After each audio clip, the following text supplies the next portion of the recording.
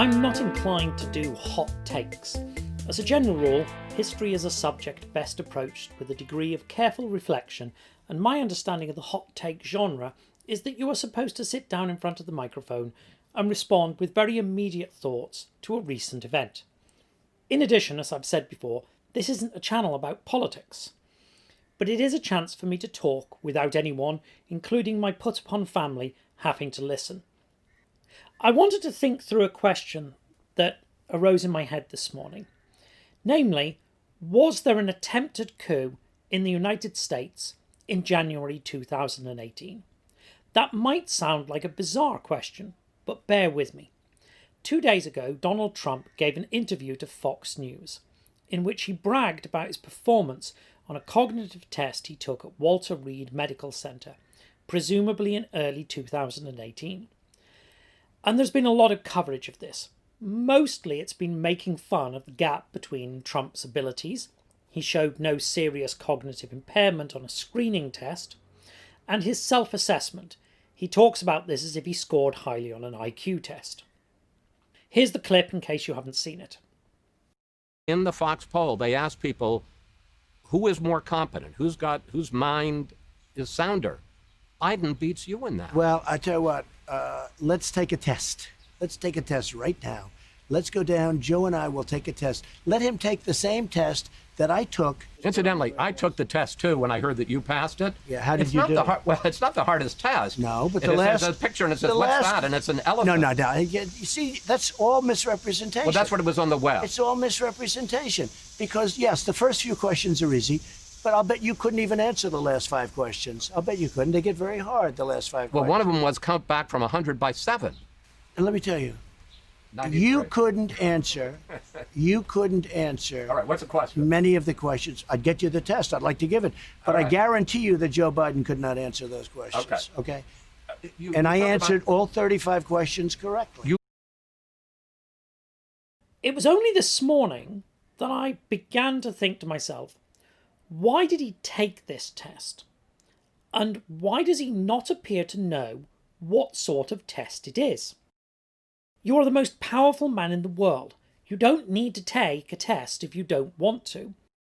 And why would you want to take this test? There is nothing to be gained and potentially everything to lose.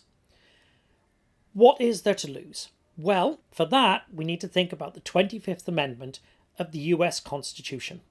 The 25th Amendment allows for the removal of a president from office. Specifically, Section 4 allows for the removal of a president by their cabinet if they are deemed incapable of fulfilling their duties. What it specifically says is unable to discharge the powers and duties of his office. No, I don't know if that phrasing technically means a woman could not be subject to the 25th Amendment. I'm not a constitutional lawyer.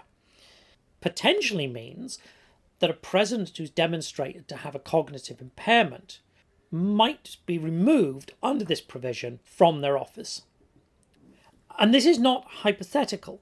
A lot of people have in fact suggested exactly this route as an alternative to impeachment, as a way of removing Donald Trump from the presidency. So is it possible that in January 2018, somebody within the Trump administration lied to the president in order to get him to take a screening test that might have given grounds for his removal? That sounds awfully like a coup. And obviously I have no way of knowing if that actually happened, if the vice president and cabinet members were laying the ground to remove him. But let's be clear that coups can pass quietly.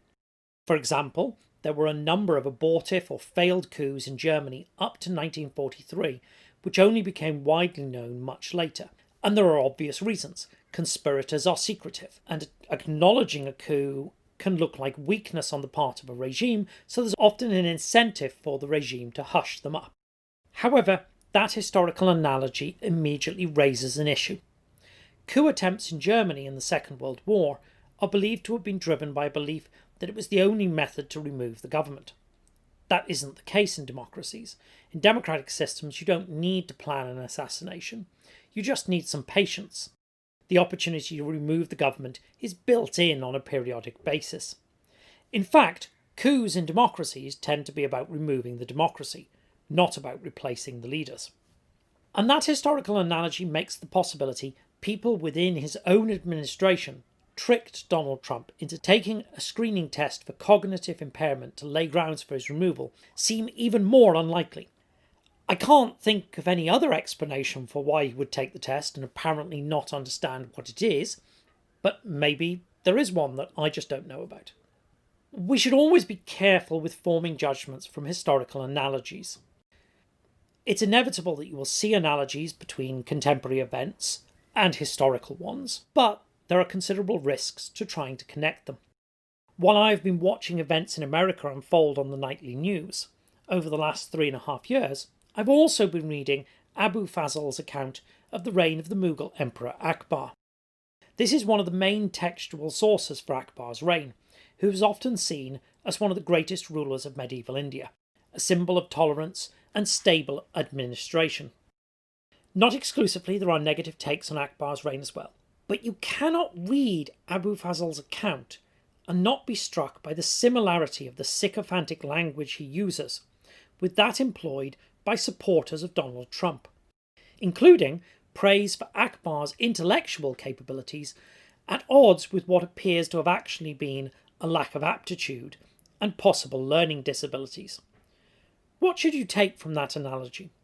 Was Akbar a worse ruler than we usually assume, and his reputation sustained only by the lack of a contemporary free press? Is Trump more like an emperor, his administration more like a medieval court, and thus more inclined to palace intrigue and coups than most democratic administrations? Or are these just very different historical situations, and we shouldn't read too much into a coincidence of tone in the rhetoric? Who knows? I certainly don't. As I suggested at the start, history is best done at a distance with leisurely consideration. I have little faith in myself to properly contextualise limited evidence in a hot take. Though, of course, that needn't stop me speculating that the United States came very close to a political coup just 2 years ago, and that no one noticed because we were all too busy ridiculing its target.